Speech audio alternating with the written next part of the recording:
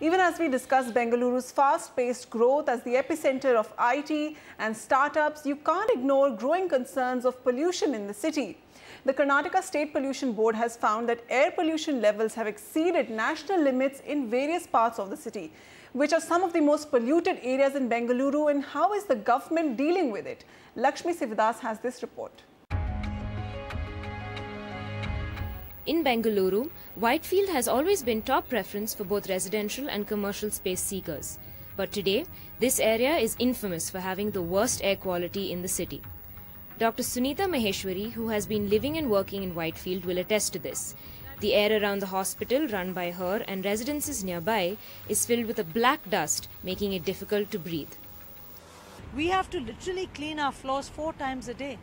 And it's full of black water, it gets into the AC system, it gets into everything. The floors become slippery. People who are exposed on a more chronic basis, and then they have X-ray changes because the permissible levels, it's much higher than the permissible levels. Dr. Sunita has concrete reason to worry. A recent reading from the Pollution Control Board has found that the level of RSPM in parts of Whitefield exceed the national limit by over 200%. The RSPM is the harmful suspended particulate matter in the air that humans inhale. It's not just in Whitefield. 13 other areas in Bengaluru also exceed the national limit when it comes to RSPM levels. This include areas in upcoming real estate hotspots like Hosur Road, Mysore Road and the Pina industrial area. Just 20 years back, I had never heard this,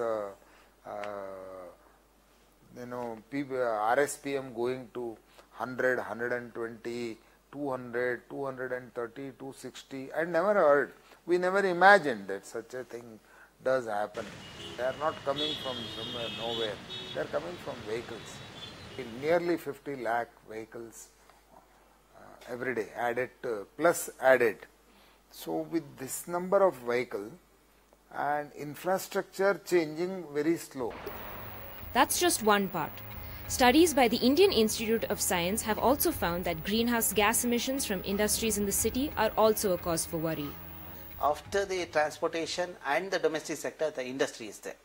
But what more worrying in the industry is the particulate matter that comes out.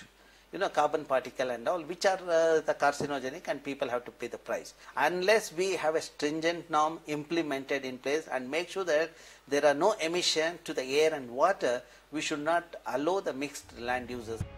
Experts say that air pollution will affect the outlook that people have on real estate in the city.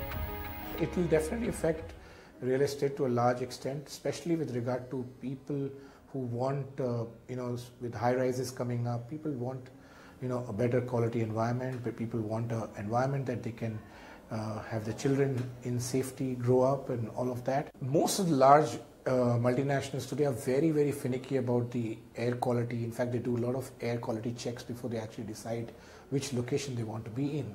And they will definitely, it will be a deterrent for them to be in an environment where the employees will not breathe the cleanest of air.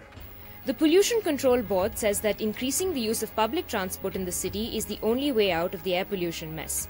But for that to happen, experts say public transport needs to be made more economical. From Bengaluru, with camera persons Govind and Kumar, Lakshmi Sivadas and Renali Fernandez.